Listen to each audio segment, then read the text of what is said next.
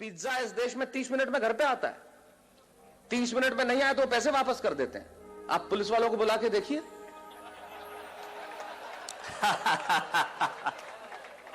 ये वो देश है जहां पे 8% में आपको कार का लोन मिलता है और 12% एजुकेशन लोन के देने पड़ते हैं। वाह वाह वाह वाह।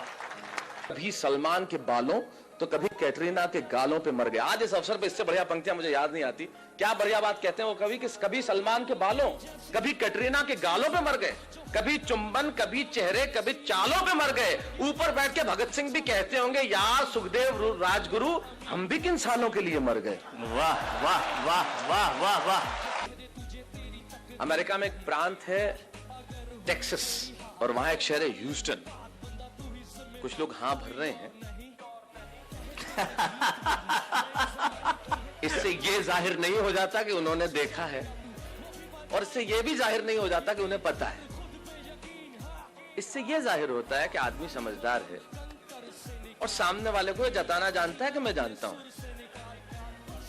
तो टेक्सास में ह्यूस्टन शहर में जब मैं काव्य पाठ कर रहा था और काव्य पाठ करने के बाद जब मैं बैठा तो बैरागीदार जैसे लोग मिलते हैं आके मिले और कहने लगे माइक पे खड़े होकर बहुत चिल्लाते हो कि हमारा हिंदुस्तान ऐसा है, हमारा मुल्क ऐसा है, हमारा देश ऐसा है, हमारा देश वैसा है। आखिर तुम्हारे देश में रखा क्या है? यकीन मानिए मेरे मन को बहुत चोट पहुंची, बहुत पीड़ा हुई। मेरी जगह आप होते तो आपको भी चोट पहुंचती, बहुत पीड़ा होती।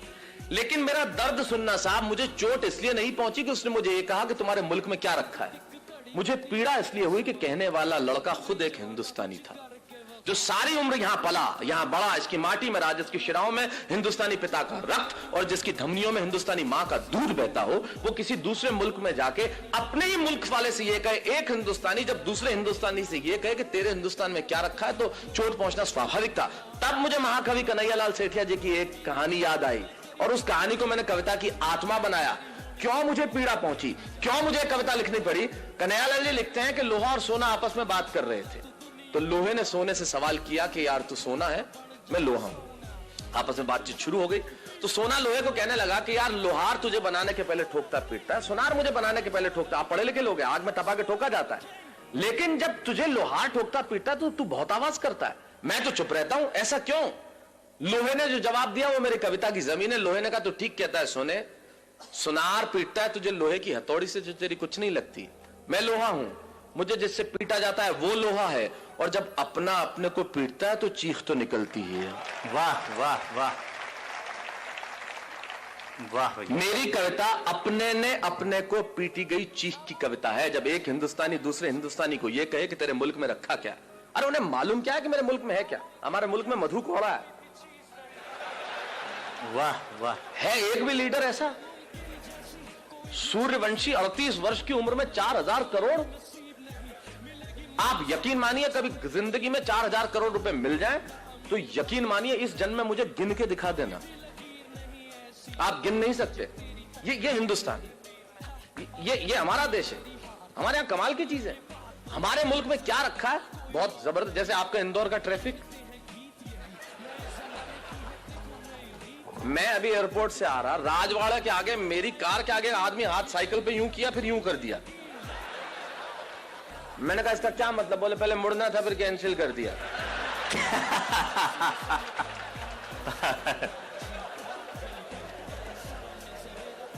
अब कर लो, आप क्या कर लो, ये अपने इंडिया में ही हो सकता है।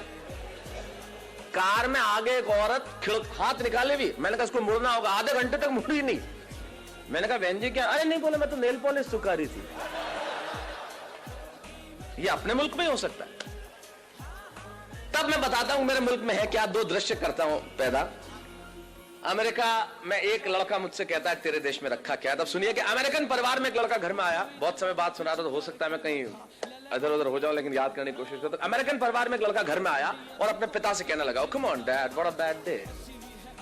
कम ऑन डैड। अमेरिकन परिवार में एक लड़का घर में आया और अपने पिता से कहने लगा come on dad what a bad day, I just want to change my girlfriend. ये बेटा बाप से बात कर रहा है। Come on dad, what a bad day. I just want to change my girlfriend. अब मैंने तुरंत ये शब्द सुना और मेरे कान खड़े हुए। मैंने कहा सुनो, काम की बात चल रही है। मैं रेगिस्तान का निवासी, वैसे ही सूखाग्रस्त इलाका, तो ऐसे शब्द सुनने में बड़ा अच्छा लगता है। come on dad, what a bad day, I just want to change my girlfriend. पिता बोले okay okay don't get tense, just think she was a nonsense and change it. और मैंने कहा गजब का बाप है, कितना सपोर्टिव फादर, अपने बेटे को खुद कह रहा है कि सारी चिंताएं हटा, और दूसरी लड़की। मैं आपके जनरल नॉलेज को प्रणाम करना चाहता हूं, और जिस भाषा की अशोक भाई साहब बात कर रहे थे, हिंदी साहित्य आपका बरसों तक ऋणी रहेगा। आपने जो शब्द सौंपा है, समवेत स्वर में सैकड़ों लोगों ने जो एक साथ कहा है, पटा। मैं किसी और शब्द का भी प्रयोग कर लेता, लेकिन जब आपने कह दिया तो वैसे अच्छा एक बात है, इस शब्द का कोई तोड़ भी नहीं है, हो ही नहीं सकता। जो परिश्रम, जो मेहनत, जो पसीना पटाने में है, वो किसी और शब्द में आए। आप पटाने में मतलब आप प्रक्रिया नहीं समझे, मैं शब्द की बात कर रहा हूं, वो किसी और शब्द में आ ही नहीं सकती। मैंने अंग्रेजों को कहा तुम हमारा क्या खा के मुकाबला करोगे बताओ, तुमने हमारी जोड़ के शब्द ले आओ बस।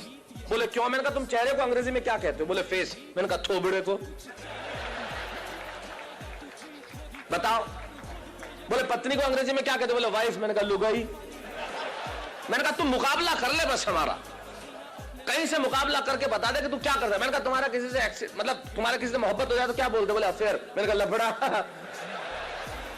बोल।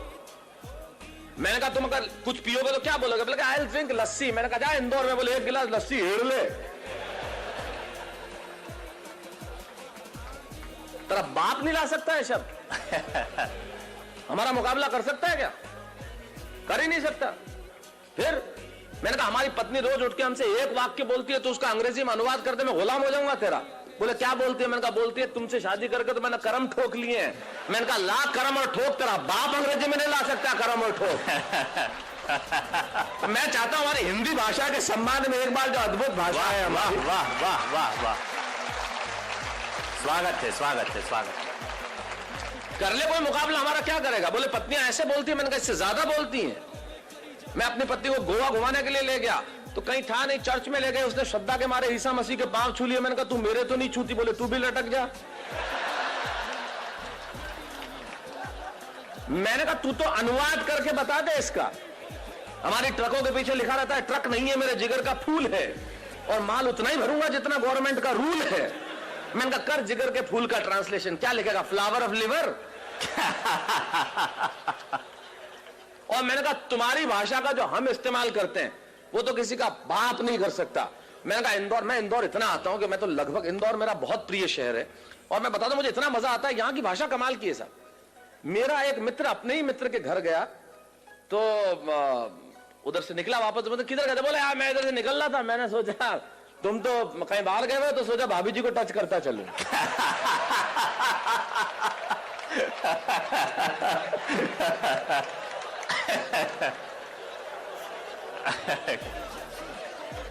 ये हम कर सकते, ये हमारी भाषा का।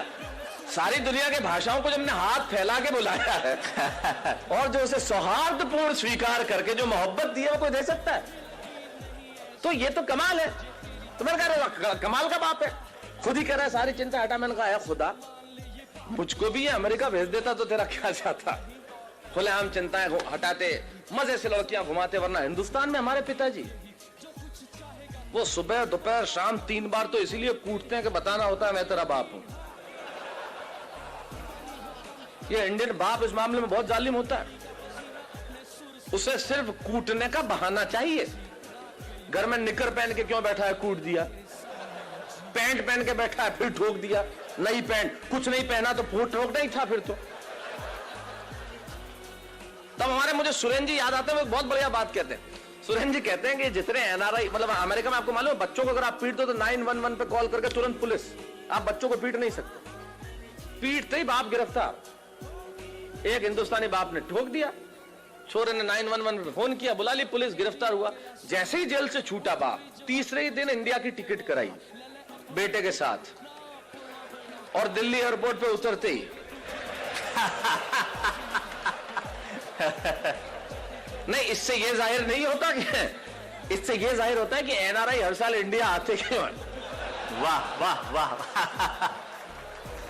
तो मैंने कहा यार खुदा मुझको भी ये अमेरिका भेज देता तो तेरा क्या जाता। ये देखिए अलग किस्म की देशभक्ति है जो मैं प्रस्तुत कर रहा हूं। मैं आया था जब अशोक जी एक बहुत बढ़िया बात कर रहे थे कि वीर रस के कवियों ने एक इंच जमीन भी नहीं छोड़ी जहां पे झंडा नहीं गाड़ा। उनकी देशभक्ति थोड़े अलग किस्म की होती है। अच्छा, वो झंडा गड़ता पाकिस्तान पे ही है, चाहे वो रावलपिंडी हो, चाहे लाहौर हो, चाहे कराची हो। मैंने कहा आजकल चाइना बहुत बदमाशी कर रहा है, उधर क्यों नहीं गाड़ते? तो यार उधर के बोले शहरों के नाम ही याद नहीं है, गाड़े तो गाड़े बढ़िया है, बढ़िया है क्षितिज भाई, वाह वाह वाह। अच्छा, एक आध शहर का नाम याद हो गया तो उसमें तालियां नहीं बजती। बोले अब के तिरंगा फहराएंगे हम गोंगजाऊ पे। तो गोंगजाऊ वो मजा नहीं देता ना जो लाहौर देता है। तो ये अलग किस्म की देशभक्ति। तो मैंने कहा खुदा मुझको भी अमेरिका भेज देता तो तेरा क्या जाता। खुलेआम मजे से लड़कियां घुमाते, मजे से इधर उधर घुमाते। वरना हिंदुस्तान में हमारे पिताजी, उन्हें तो भगवान बचाए साहब, मुझे भी अमेरिका भेज देता तो मजे से जिंदगी की रंगीनी उठा। अच्छा, दूसरे अमेरिकन परिवार का और भी दमदार एक लड़की आई और अपने माँ से कहने लगी, come on mom, I just want to live with that guy whom I'm living with for 2 years. मैंने तुरंत अनुवाद किया। मैंने कहा ये कह रही है कि उस लड़के के साथ नहीं रहूंगी जिसके साथ 2 साल से रह रही थी अकेली, वो भी बिना शादी के। 6 फुट का छोरा, नहीं कोई सहेली। अपने यहाँ तो पिक्चर में ऐसे डायलॉग आ जाए तो लाइट चली जाती है। और ये देश कितना एडवांस है, हम इनसे कितना पीछे, कितना नीचे। मुझे भी अमेरिका आ जाना चाहिए और जिंदगी के मजे उठाना चाहिए। अब यहां से वो बात शुरू करता हूं जिसके लिए कविता लिखी। मुझे भी अमेरिका आ जाना चाहिए और जिंदगी के मजे उठाना चाहिए। ये बात मैंने वहां रहने वाले एक बुजुर्ग जोड़े को बताई तो उन्होंने बहुत धीरे से मेरा कंधा थपथपाया। ये बात कि मुझे भी अमेरिका आ जाना चाहिए और जिंदगी के मजे उठाना चाहिए, ये बात मैंने वहां एक रहने वाले बुजुर्ग जोड़े को सुनाया तो उन्होंने बहुत धीरे से मेरा कंधा थपथपाया और कहने लगे, बेटा ये बातें, ये रोशनी, ये चमक, ये दमक लगती बहुत सच्ची हैं और लगती भी खूब अच्छी हैं। अरे तुम्हें क्या मालूम, ऊपर से हंसते हम भीतर कितना पिसते हैं, इन आंखों से आंसू रिश्ते हैं। अरे तुम्हारे मुल्क में और कुछ नहीं होगा पर वहां सच्चे रिश्ते हैं। वाह वाह वाह वाह, बहुत अच्छा, बहुत अच्छा। तुम्हारे मुल्क में वहां कुछ नहीं होगा पर ये रिश्ते हमारे मुल्क में ही हो सकते हैं मित्रों, ये रिश्ते हमारे मुल्क में ही हो सकते हैं। ये जो सम्मान की परंपरा बची है वो इसी देश में बाकी रह गई है। तब कहता हूं कि तुम्हारे मुल्क में और कुछ नहीं होगा पर वहां सच्चे रिश्ते हैं। अरे वहां बेटा शाम तक घर नहीं लौटे तो पिता को खाना नहीं भाता। और अगली पंक्ति में बात कितनी छोटी लेकिन तर्क कितना बड़ा कि वहां बेटा शाम तक घर नहीं लौटे तो पिता को खाना नहीं भाता। और इतनी तमीज तो है कि छोटा छिप जाएगा लेकिन बड़े के सामने सिगरेट नहीं पी पाता। इतनी तमीज तो है कि छोटा छिप जाएगा लेकिन बड़े के सामने सिगरेट नहीं पी पाता। और बहन जब विदा होती है ना तो आंखों में आंसू सच्चे होते हैं और घर घर में पांव छूने वाले छोटे बच्चे होते हैं। मित्रों यकीन मानिए एक बात इन कवियों की उपस्थिति में कहना चाहता हूं, जो चीज हमारे पास है शायद उसके होने का एहसास हमारे पास नहीं है। मैं एहसास कराने के लिए आया हूं कि हमारे पास क्या है जो दुनिया के पास हो नहीं सकता। पूरी दुनिया के ग्लोब पे छोटे बड़े मिला के लगभग 183 देश हैं। छोटे बड़े कर लेंगे जो यूएनओ के सदस्य नहीं है तो 200-203 देश हैं। बैरागीदा अशोक जी जिनकी कविताएं सारी दुनिया में गूंजी है, एक कवि होने के नाते, एक अभिनेता होने के नाते सारी दुनिया में जाता हूं और सारी दुनिया के देखने के बाद इनकी उपस्थिति में एक बात दावे से कहता हूं, पूरी दुनिया के ग्लोब पे होंगे 203 देश साहब, लेकिन सिर्फ एक देश ऐसा है जहां बच्चे माँ बाप के पांव छूते हैं, वो देश हिंदुस्तान है, दूसरा कोई देश नहीं है। तब कहना चाहता हूं ये इसी मुल्क में बचा है।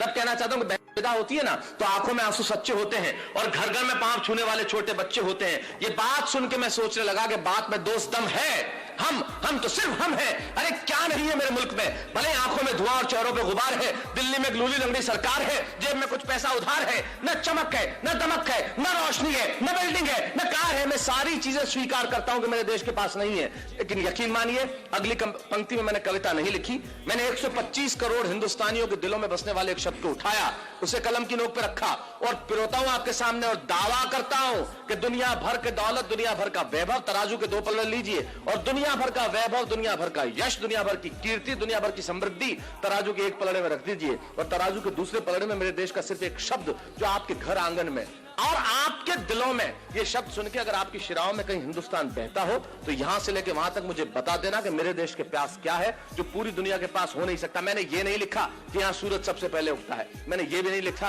कि यहां घास की रोटी खाने वाले महाराणा प्रताप हुए, मैंने ये भी नहीं लिखा कि सिकंदर के सेनापति अपनी बेटी की डोली यहां दे जाते हैं, मैंने ये भी नहीं लिखा कि यहां पन्ना धाय स्वामी भक्ति में बेटा कटवा देती है, मैंने ये नहीं लिखा कि हाड़ी रानी शीश काट के थाली में रख देती है, मैंने ये कुछ नहीं लिखा क्योंकि ये सच हम जानते हैं। मैं तो सिर्फ एक पंक्ति कहता हूं, एक शब्द मात्र कहता हूं कि वो जो हमारे देश में बसता है दुनिया भर में हो नहीं सकता। और रख दीजिए दुनिया भर का वैभव इस शब्द के सामने और फिर बताइए कि मेरे मुल्क के पास क्या है।